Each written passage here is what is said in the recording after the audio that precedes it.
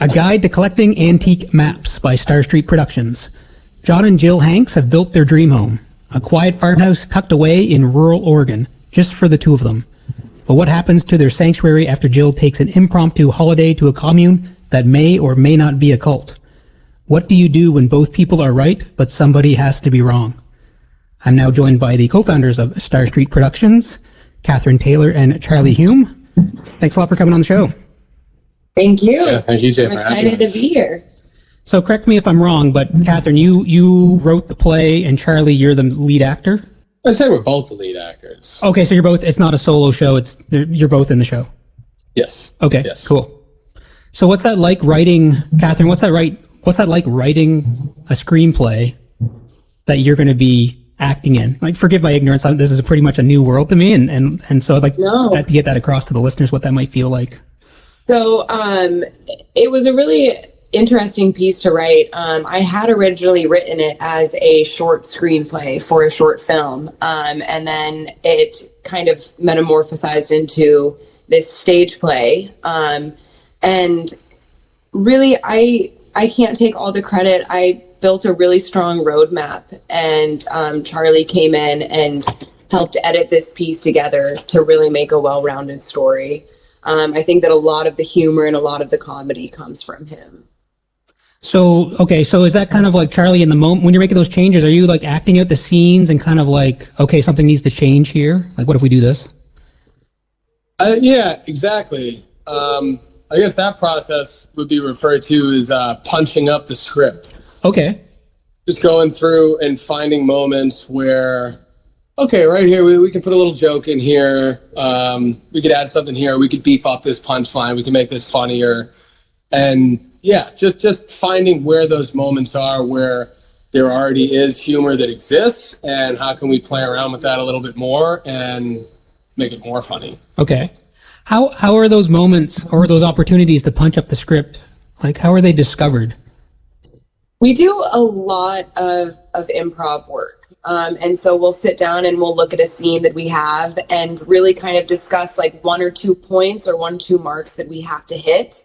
And then kind of just say, hey, however we get there, whoever gets there first can kind of give us an idea of the natural movement of how it's supposed to lay out. Okay, cool. So sometimes it's like I kind of revert back to music because that's kind of where I come from, riffing, writing riffs and songs. Are there happy accidents that happen when you're looking for these opportunities where just like an idea just pops out or just kind of you fall into it and you're like, wow, this is such a great idea? Yeah, totally. I mean, yesterday we actually, so we live in Brooklyn, and we took the Metro North train out of Grand Central Station. It's beautiful. It follows the Hudson River upstate, and we like to go take that train to some hiking trails a little bit upstate, and so we just hopped up there. We were hiking along, bouncing lines off of each other as we went, improvising, and that yielded some really interesting results. It's always interesting to like throw a rehearsal into the middle of another activity, because oftentimes when we're like if you're just at home and you have a friend over or something, you might be on the other side of the room, you're picking something up, he's scrolling the TV, like things just happen. It's not always people just seated looking at each other. So yeah, oftentimes throwing in random activities in the middle of a rehearsal can yield interesting results. Okay, like sometimes the two of you might just be hanging out and will like one of you just break into rehearsal mode to catch the other person off guard and see what happens?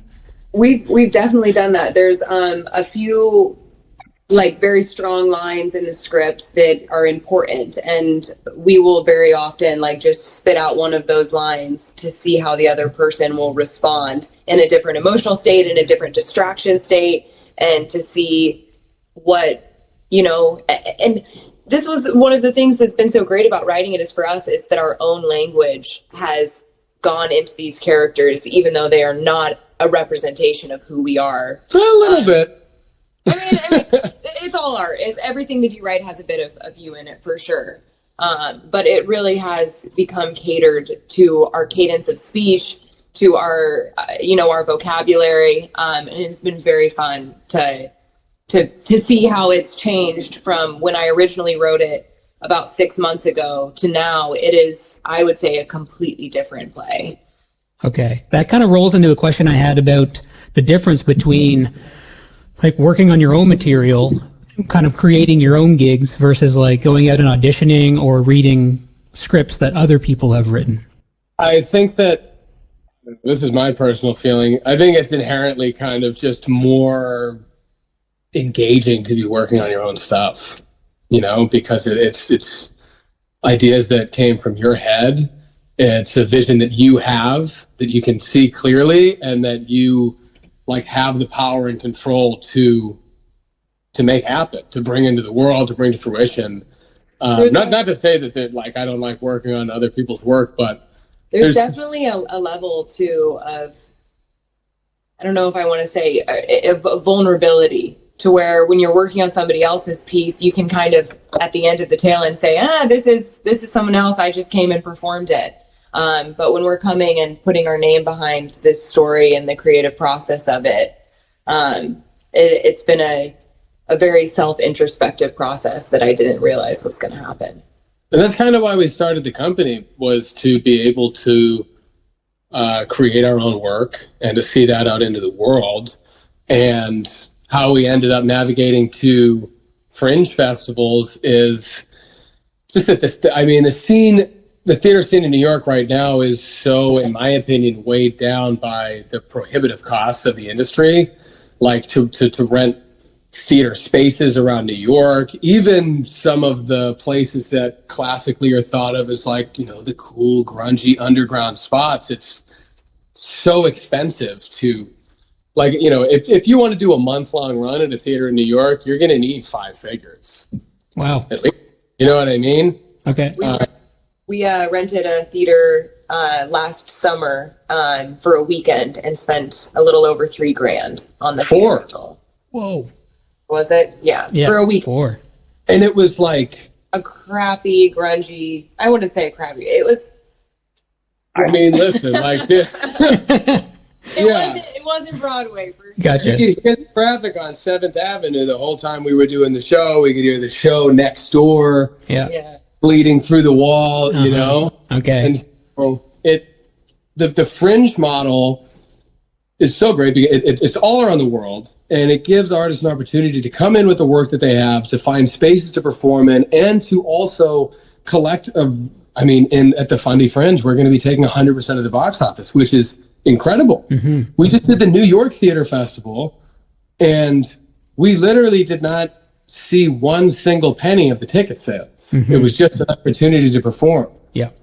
Which is like, I don't know, that seems backwards because it's so much more expensive here. We need the money more here than we do in St. John. Mm-hmm.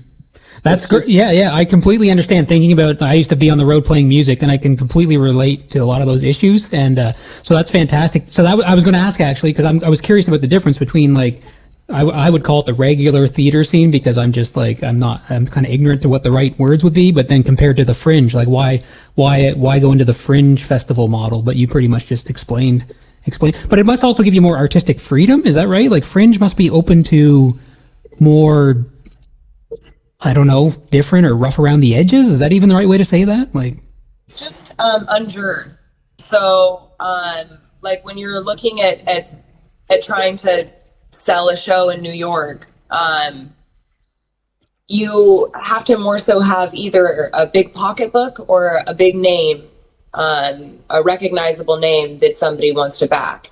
With their big pocketbook. With their big pocketbook. Okay, got it. The model, it's bring whatever you want and share your art with people. And I found just on our initial Fringe tour that the people who come to these shows are so engaged with art and artistry, rather than in New York. I find that there's a strong, like, we're just here for entertainment. And I mean, especially right now in, like, here in America, current administration is attacking the arts left and right. Like, some of the great institutions of theater were just absolutely cut off at the legs recently when the Trump administration slashed the National Endowment for the Arts, which funds, for example, like the Public Theater in New York City, which puts on Shakespeare in the Park, which is like an institution of theater. You know what I mean? And they're having their budget, and that applies to companies all over the country. So in a scene where it already was like, people are pinching pennies. Now, I mean, as an actor in America, I am worried about the impacts that the administration will have on the industry, and like, how are people going to be able to come together and maintain a scene that can persevere without that funding? Okay, got it. Yeah, so I mean, and it's making a classic struggle in the arts just even more difficult. Yeah. So the fringe circuit, again, coming back to music, reminds me of like the punk rock scene. Like that's kind of maybe the fringe festival circuit is like the punk rock of theater and performance. Yeah. So the first fringe festival, I don't know if you're familiar with the Edinburgh Fringe Festival. I'm not, no. So that was the first one ever, and I might be off by a year or two, but I'm pretty sure that the first one was in either 1947 or 1948, right? So coming right off of World War II. Edinburgh had a juried festival that didn't accept like 8 or 9 shows, and all those shows got together and they said, F this, we're going to put on our own festival, and we're going to call it the Festival Fringe. And anybody that wants to come perform can do it. And lo and behold, within a few years, that festival had overtaken the proper juried selective festival. And then that model was copied all over the world. Okay. And so now you have the Fundy Fringe. We were just out in Kansas City. We did Providence. We're going to Philly. We're going to go to Prince Edward Island in October. Cool.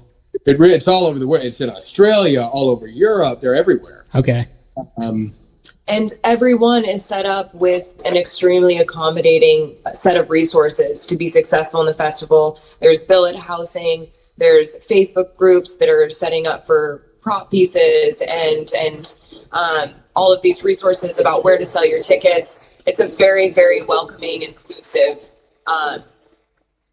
festival to be a part of. That's great. So you can focus more on the art, which another classic problem is selling, which you obviously would know about, is not only are you doing the art, but you got to think about selling the tickets, putting butts in the seats, or making sure the promotion and the promo material is appropriate and reaching the right eyeballs. Yeah. Maybe we could talk a little bit. I meant to do this right off the top, but it was just too interesting to ask you those questions. But maybe we could talk a little bit about the show, because it's debuting. It's going to be its debut in St. John, right? Yes. Yeah. So right away, when I was reading the little blurb, the line there, what do you do when both people are right, but somebody has to be wrong? That's such a fantastic and interesting line, as simple as it is, but it just kind of makes you wonder, like which door are we opening here? Like what's going to go down? Is there anything you can kind of like connect to the show without giving anything away, or? Can I tell the story about Wolfgang? Sure. Yeah. Okay. So in March, we went down to New Orleans and we stayed in this hostel, and we met a bunch of cool, funky people down there. Among them was a gentleman who introduced himself to us as Wolfgang Chuck. Okay. like Wolfgang Puck, but Chuck. And he was a really cool, kind of wavy, hippie kind of guy, and told us about this agricultural project that he was a part of, where this group, they bought some land, and everybody moved out, and it was a collectivized community. No one owned anything. People just contributed to the labor that was necessary to keep the crops going and everything. And anyone who wants to can go out there and live there. And I guess that at one point there was kind of a young group of people that went and joined in, and they were No. Yeah. I'm whispering him to not ruin some major plot points. Yeah, exactly. If so, let me just say, after the fact, if you want me to slice anything out before it airs, just let me know. Like if you think about it, like I gave too much away, just let me know and I'll cut it in. Yeah. So basically, the way that he described it to us was that at that point, it's not a cult. They didn't have a leader. I guess they all kind of say that, but it's not a cult. Yeah. It was a commune. It was a beautiful thing. And I guess this younger bunch showed up, and from among them emerged a leader type, and they started posting stuff that was going on TikTok, and some of that stuff was messed up, and I can't get into that too much because it will spoil a little bit, but he basically told us, "Welcome, you're welcome to come." Let me finish. So yeah, he told us that what they posted on TikTok drew attention to the group, where a debate started brewing of, okay, is this a commune or a cult? Okay. And I think it was actually HBO that went and made like a documentary that was called Cult or Commune about this group. But Kat basically took that story and spun it around where our characters in the show are married. She's returning home from a trip to Colorado with her friends, in which they met some hippies that invited them to a commune that may or may not be a cult. And now she's returning home, and the implications of her becoming a part of this group are just going to slowly seep into their home life. Okay. Very cool. So, okay. And is the setup, so it's labeled as a dark comedy. Mm-hmm. So, like the setup, how do you like decide between the dark moments and the comedic moments? Well, like I said, this was originally a screenplay, and the screenplay that I had wrote was a drama. Okay. And the first iteration of this play felt very abysmal and dark. And I said, this is like too funny of like this. I think that the juxtaposition of humor will make all of this dark really palpable to an audience, and something that people are like excited and want to come see. And I don't know, this character that we met in New Orleans was just that, a character, and I found him just the most hilarious person ever. I wanted to draw inspiration from that to kind of create a mood of what I felt in that moment of meeting this person. Okay. And it was a mix of what the f- is going on and this is hilarious. Okay. Yeah. So a little surreal that like a person like that would even exist. Sure. Okay. When you said it started out as a drama and then it kind of morphed into this dark comedy, do you sit down to write something with a genre already in mind, or do you just kind of like, does it flow out and then you kind of see what style it's meant to be? It kind of made its own way. I wrote the entire play in like 24 hours. And I mean, the first draft. The first draft of the play, it like is just straight word vomit on a page. And I can't remember who said it, if it was, I want to say Tarantino or no, I think it was Francis Ford Coppola said that you write like crap and edit like crazy, which I kept reminding myself throughout the whole process of writing it. I'm like, this is terrible. This is not natural dialogue. It's so annoying to listen to her sometimes when she's going through and judging her own writing, because she'll be like, this is fucking terrible. And I'm like, you got to stop judging yourself so hard. Like, this is a good play. You got to chill out a little bit. It was a drama, and then all of a sudden I had all of these points where I'm like, oh, it would be hilarious is if when these characters are doing these horrific things, if somehow we could be laughing at them doing them. Mm-hmm. Like, how fun would that be? And I feel like you get in these like states of emotion where you're like, I don't know whether or not to laugh or to cry. I'd rather be laughing. Let's laugh about it. Okay. Laugh until you cry. Exactly.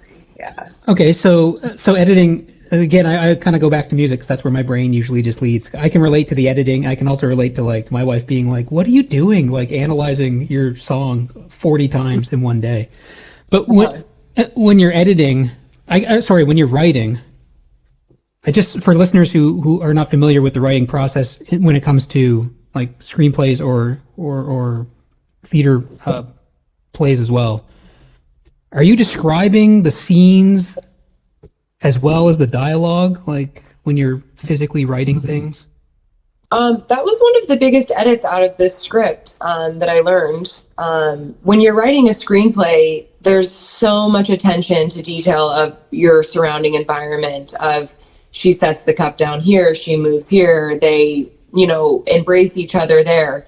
And I had a lot of those written in the stage direction and took them all out as we went through. You have minor entrance and exits, but other than that, a lot of the stuff written in a stage play is intuitive to where, I mean, it can just change. Yeah, it doesn't. And we're both people that we trained at the Lee Strasberg Institute here in New York, which is a school that the foundation of the training is method acting, and it's very abstract. The training, it's very much so based in an abstract understanding and comprehension of human emotions. And I think that some people in theater have a really rigid idea of how everything should be blocked on stage. And there being that needs to be something that's constantly set in stone. The blocking will be congruent to like a choreography throughout the show. Okay.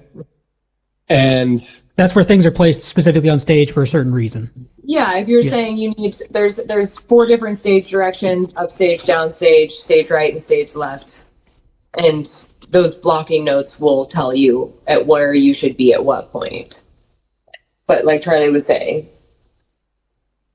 I think it's more exciting as an actor to not have that stuff predetermined and written in. I mean, I think that discoveries can be made during the rehearsal process, but like, I very much so am someone that craves that sense of living in the moment on stage and that sense of not anticipating that next thing that's going to come.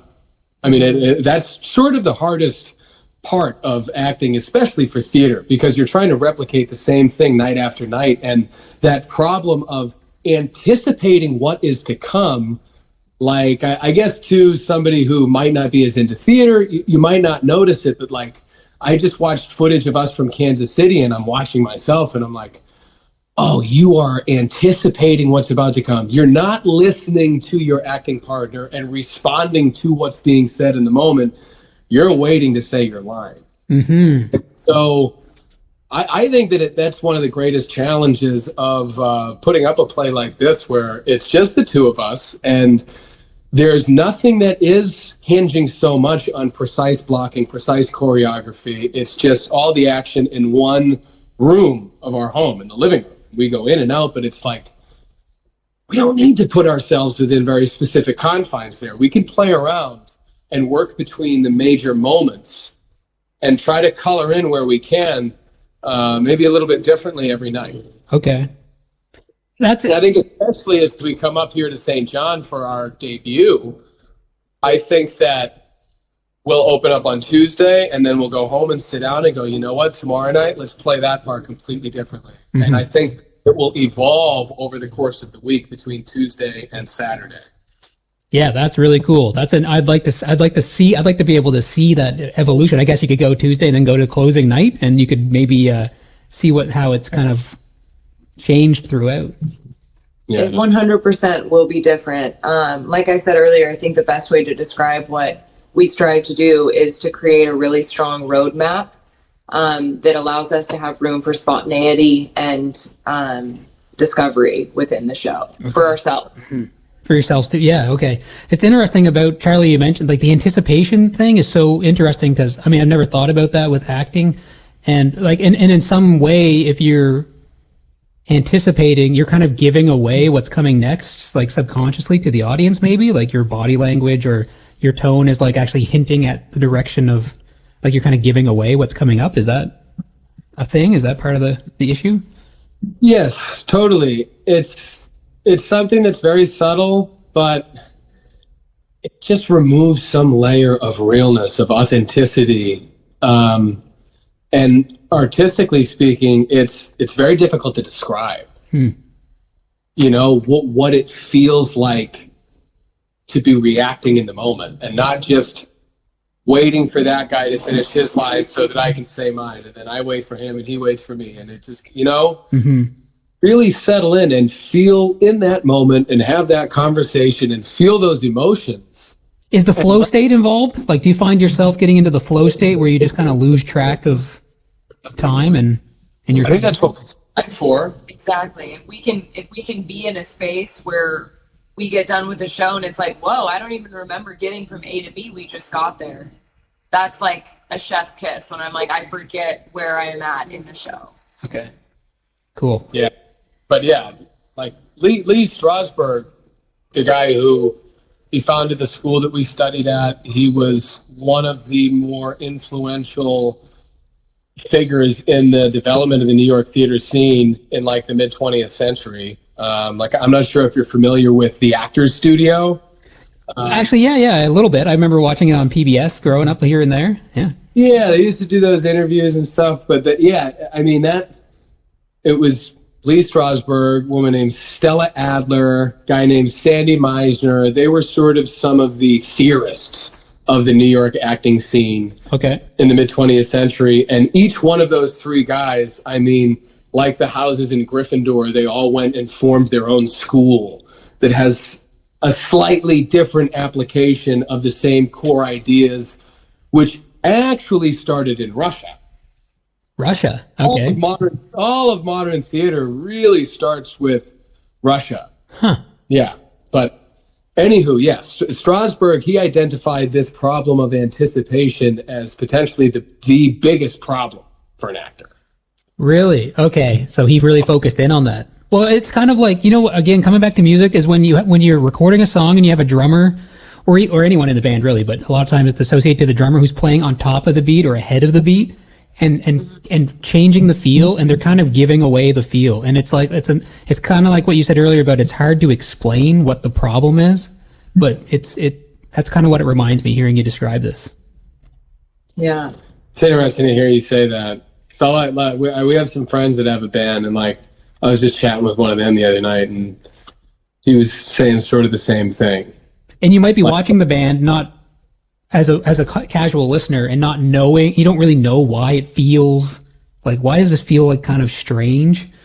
And that could be the reason. A few of the members or people are anticipating the next chord change and they're moving ahead too quick while the rest of the band's lagging behind, Exactly. Yeah. And I mean, that's one of the great things about any medium of live performance. It's like when you're sitting in the audience, looking up on stage, watching somebody make decisions in real time and go beyond what they rehearsed. Tie themselves in with the energy of the audience and respond to it in real time like that. That intangible feeling is, that's why people go to the theater. That's why people go to concerts, Yeah, feel that. We didn't even really touch on the energy of the crowd because, I mean, obviously that's way different compared to like filming something versus theater in the moment, linear show with the energy of the crowd reflecting back. Or maybe there is no energy and then you just have to like power through the awkward silence that may exist. Mm-hmm. Yeah. So it sounds like this show is a good opportunity for people to take it in multiple, like it would be one of those shows to pitch people to go to multiple nights, not just to sell more tickets, but because the experience may be evolving over time. Yeah, I think it could definitely be an interesting idea to see us on Tuesday and then see us on Saturday. I think that there will be a lot of changes in between those 2 shows. Very cool. Yeah. Are you going to be recording it at all? Yeah, I think we're just going to set up a couple of iPhones in the back. Cool. Try to get footage. Sometimes it's weird watching theater footage because it's tough to get a sense of the energy in the room. Like concert footage, Yeah. Gotcha. Okay, cool. Is there anything we missed that you really wanted to touch on? I can plug the dates, of course. Dates and times will be plugged multiple times, but is there anything else you wanted to touch on? It's good. Do you have anything? Yeah. I think I'd like to make a note just about, there's something that is subtly political about this show. Right? This couple, they live in a farmhouse in Oregon, largely driven by a desire to gain some level of independence in being able to provide food for oneself. I think that there is some level of dissatisfaction with like urban society that has driven them to this point.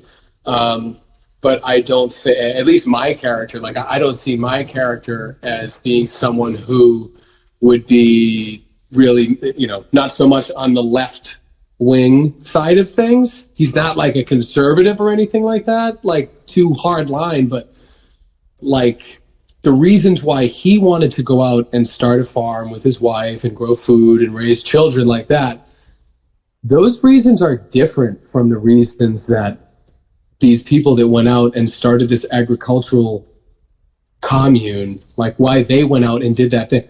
Like the ends are very, very similar, but the means by which they're going out and seeking that are very different. And I think that that's something that's, and this is where you get just very like, how can two people be right, but somebody has to be wrong? Yeah. And I think that this is just something going on in America right now is like, okay, everyone is in agreement that like a lot of stuff is really no one can buy houses. Food is super unaffordable. No one can retire. Everyone is sick. The hospitals are full. Like people are agreeing on like the end of where we need to get to, but the means by which we need to get there, the people could not be more far apart on the means. And that is sort of the turning point in American culture right now. Which is very much highlighted in this piece. Okay. Yep. We're all trying to get to this place where people are safe, housed, fed, independent, able to provide for themselves, like, but how do we get there? Gotcha. How do we get there? That sounds very, very interesting. That's a cool pitch. So any listeners out there, I would highly recommend you check it out. It's opening local times, Tuesday, August 19th from 5 p.m. We got Wednesday, 9 p.m., Thursday at 9:30 p.m., Friday at 9:30 p.m., and then Saturday again at 5 p.m. All those dates are at Haven Music Hall, fantastic venue uptown here in St. John. And the name of the show again is A Guide to Collecting Antique Maps by Starr Street Productions. What's the best way for people to reach out to you directly? You must have a Starr Street Productions Instagram or... Yeah, it's star.street.productions. Okay. Star's got bars. Star with 2 R's. Star with 2 R's. Cool. And I'll leave those links. This will go up as like a podcast type episode too. So I'll do the whole links in bio or links in description. Cool. So yeah, that's awesome. Thanks a lot. And there are so many really cool looking shows that are going to be at this festival. So like check out everything that's going to be at Haven, all the other shows that are going to be in the festival, all worth your time. I completely agree. Yeah, the lineup is pretty stacked. One last question. Will you be practicing the method acting approach when you hear, meaning if anyone comes up and talks to you, will you be Kathryn and Charlie or will you be John and Jill? This is one of the biggest qualms I have with people's notion of method acting. Okay. Method acting, we spend so much time in our training to be able to remove ourselves from characters. The method is not going out and living 100% of your life as these characters. It's using 100% of your life experiences to become them on stage. Okay. Wow. Okay. Well, thanks for clearing that. I just thought it was the... Yeah. No, everyone does. Yeah. It is a method to go out and just, be the Joker all of the time. But that is not what Heath Ledger did when he said I was a method actor. He used all of his, do you disagree? I think that there are a lot of people that are doing things that they call it method acting. But it's and it pissed my teachers at Strasbourg off so much. Mm-hmm.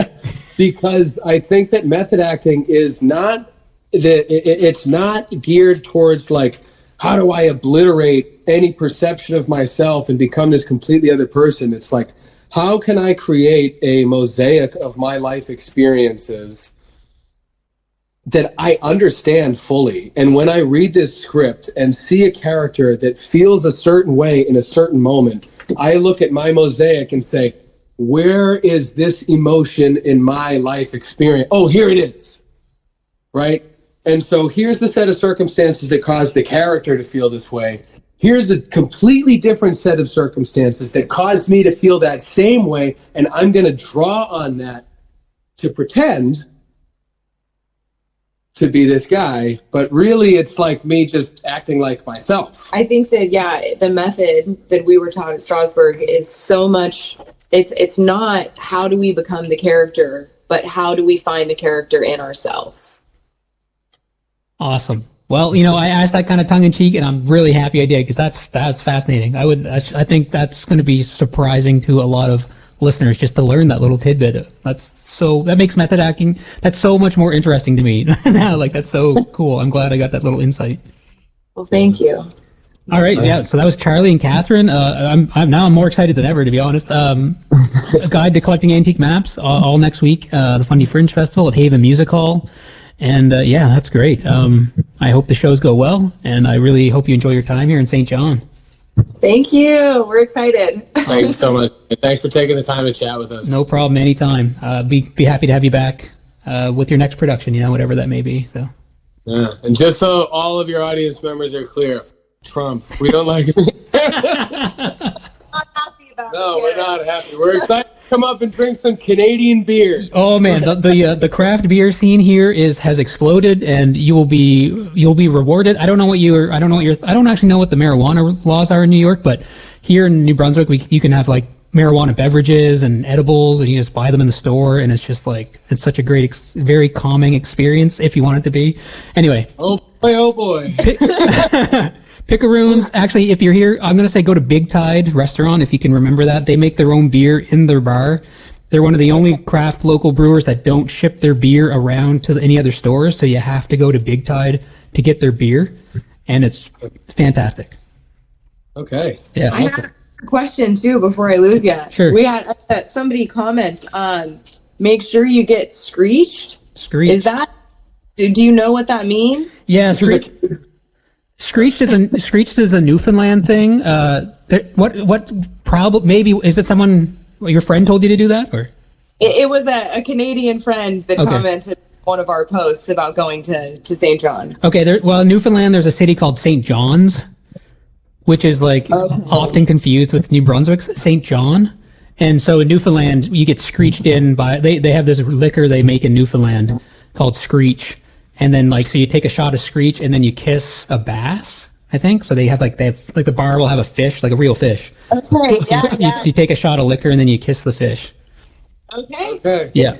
But you should go to Newfoundland if you get a chance to perform in St. John's, Newfoundland. It's like it's its own little thing in Canada, It's anyway, it's very cool, and they have really interesting accent. I don't know if you ever heard a Newfie accent, but it's a really cool place.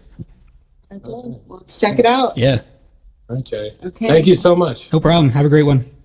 You too. See ya. Bye-bye. All right, and that was Charlie Hume and Kathryn Taylor. They're going to be in town as part of the Fundy Fringe Festival, performing at Haven Music Hall. They're debuting this play, A Guide to Collecting Antique Maps. So we'll just go through the dates here again. So starting on August 19th, Tuesday, August 19th, 5 p.m., Wednesday, August 20th, 9 p.m., Thursday, August 21st, 9:30 p.m., Friday, August 22nd, 9:30 p.m., and then closing out on Saturday, August 23rd at 5 p.m., all at Haven Music Hall. Sounds like it's going to be a pretty cool show. All right, thanks a lot for listening. Have a good one.